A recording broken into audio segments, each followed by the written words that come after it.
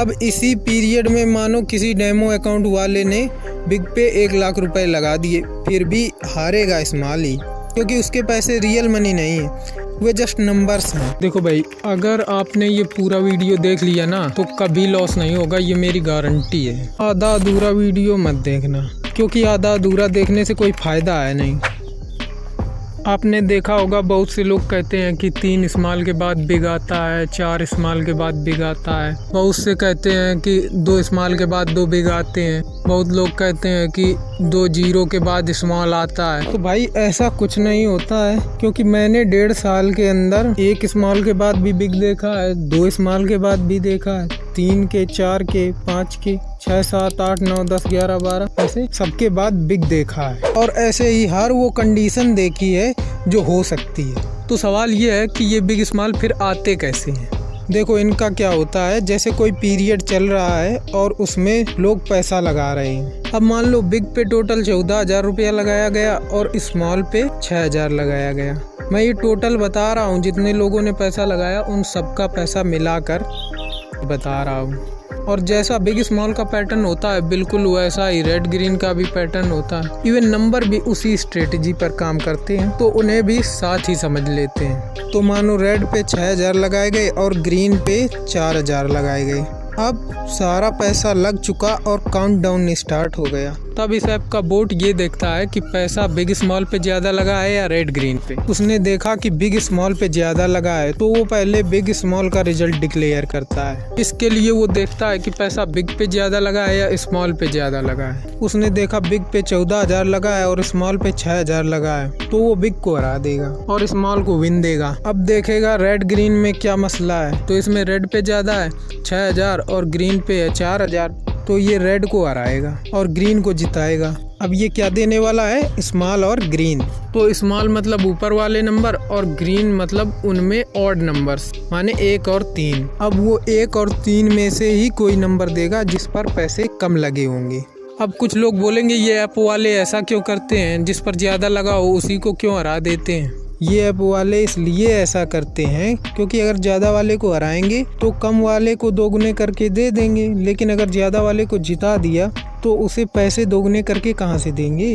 अब बताओ, इस तरीके की व्यवस्था जहाँ चल रही हो वहाँ जीतने की क्या ट्रिक हो सकती है। आप बताओ क्या ट्रिक हो सकती है। मान लो आपने सोच समझकर कोई ट्रिक बना भी ली और कोई पीरियड चल रहा है, आपकी ट्रिक उस पीरियड पर स्मॉल बता रही है और आपने 1,000 रुपये स्मॉल पर लगा दिए। मैंने अपने फ़ोन में स्मॉल पे 10,000 लगा दिए। अब स्मॉल पे बिग से ज़्यादा रुपया लग गया, तो स्मॉल तो हारेगा ही, मेरे तो जाएंगे ही, संग में आपके भी जाएंगे। कोई ट्रिक यहाँ काम नहीं कर सकती भाई, क्योंकि यहाँ कब कोई कितना पैसा लगा देगा आप नहीं जान पाओगे। तो हम केवल यहाँ तुक्का ही लगा सकते हैं, समझे। और तुक्के में क्या होगा, वही होगा जो अब तक होता आया है, लॉस। अब मेरे कुछ भाई सोच रहे होंगे कि ऐसा कुछ नहीं होता, मैंने तो इंस्टाग्राम पर 10-10 लाख की विनिंग्स देखी है, और अगर होता भी हो तो इसे कैसे पता। तो भाई मैंने 1.5 साल लगाया है इसी में, मैं इस चीज़ की नस नस से वाकिफ़ हूँ। मैं भी स्टार्टिंग में आप ही की तरह कुछ नहीं जानता था, जीता भी हारा भी, लत लग गई, फिर धीरे धीरे चीज़ें समझी,